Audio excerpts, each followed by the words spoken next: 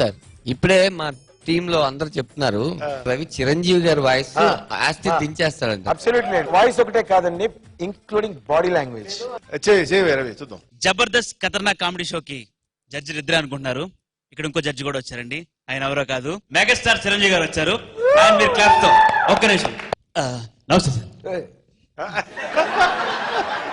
Mic చేతికిచ్చి నువ్వు కాళ్ళ మీద పడాల్సిన అవసరం.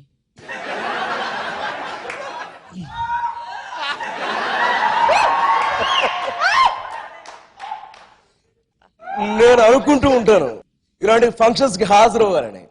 నాగబాబు వాడు చెప్పేంత వరకు నాకు తెలియదు. అసలు పరిస్థితులు ఉంటా నటుననే వాళ్ళకి ఎలానే ఉండవా? కొంచెం పక్కకి వెళ్తే మిమ్మల్ని కాదు విషయంలోంచి కొంచెం పక్కకి వెళ్తే ఈ రోజున అసలు ఏంటి ఇక ఈ చిరంజీవి మీ గుండెలు ఇలాగే దాచేసుకుంటారా?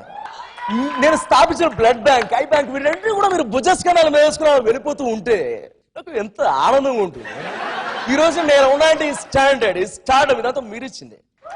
ఎనీవే ఒక్కటి మాత్రం చెప్పగలను, జబర్దస్త్ ఓకే శ్యామ్ ప్రసాద్ రెడ్డి గారితో నాకున్న అనుభవం అంత ఇంత కాదు. సినిమాని ప్యాషన్ గా ఫీల్ అయితే తీసే సినిమాలు చాలా తక్కువ మంది ఉంటారు. అలాంటి వాళ్ళలో ఆయన ప్రప్రథమంగా చెప్పే వ్యక్తి. అలాంటి ఆయన లాంటి రియాలిటీ షో పెట్టి చిన్న చిన్న నటులని, అంటే చిన్న చిన్న వాళ్ళు అనడానికి కాదు, నేను కూడా ఒకప్పుడు చిన్న నటుడిని, అలాంటి స్థాయి నుంచి ఈరోజు ఇంత స్థాయికి వెళ్ళడానికి కారణం ఎవరు మీరు. ఇక ఈ చిరంజీవి మీ గుండెలు ఇలాగే పెట్టుకుని నాకు ప్రేమ ఇంకంటే ఎప్పుడో ఒకేసారి అత్తారింటికి వెళ్ళి పుట్టింటికి వచ్చిన ఫీలింగ్ కలుగుతుంది. వాళ్ళందరూ చూస్తుంటే ఏదైనప్పటికీ చాలా ఆనందంగా ఉంది. Anyway thank you so much.